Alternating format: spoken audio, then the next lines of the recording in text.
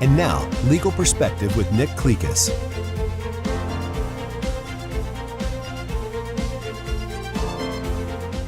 Rideshare apps have made traveling much more convenient, but since 2011, they've also been linked to a 3% rise in traffic fatalities.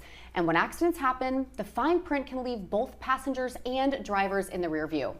Here to help us navigate the legal twists and turns is Nick Clekis, owner of Clekis Law Firm. Nick, thank you so much for being here. Thanks for having me. Can you break down how rideshare insurance works? Yeah, so the way it works is that if, let's say you're an Uber or Lyft driver, they call them in the statute TNCs for Transportation Network Community, but the way that the insurance works is that if, let's say you're sitting waiting to get a ride, as soon as you get that ride confirmed and you're heading to pick that person up, the TNC insurance kicks in. Okay.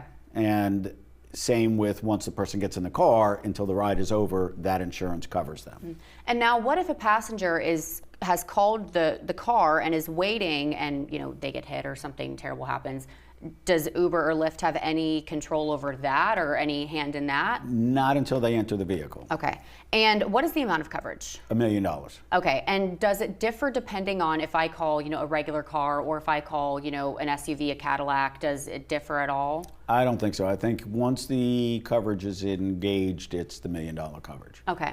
And now, situationally, I'm sure many of us have done it. I'm guilty as well. You're in an Uber and you're like, hey, can I slide you a 20, pull over to the gas station or whatever. So does the coverage change in a situation like that where maybe he, takes a turn and takes me to the gas station off of the app? What does that do?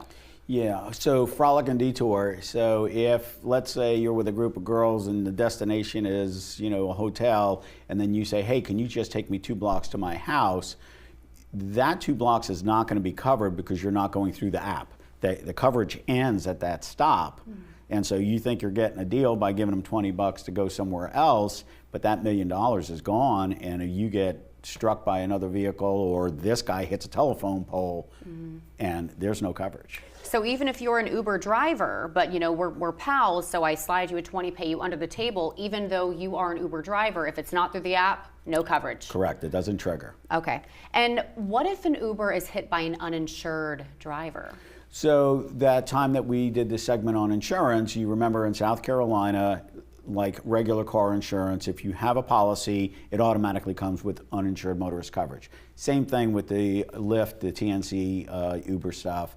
If they've got $1 million, they have the uninsured. So if you're struck by a vehicle that doesn't have coverage, this coverage will kick in. Okay. Not to be confused with underinsured motorist coverage. Okay.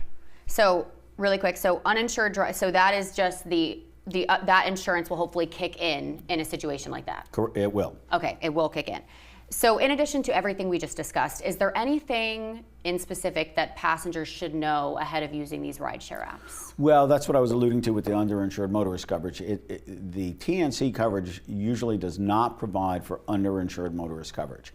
And that, with all policies, is an optional coverage.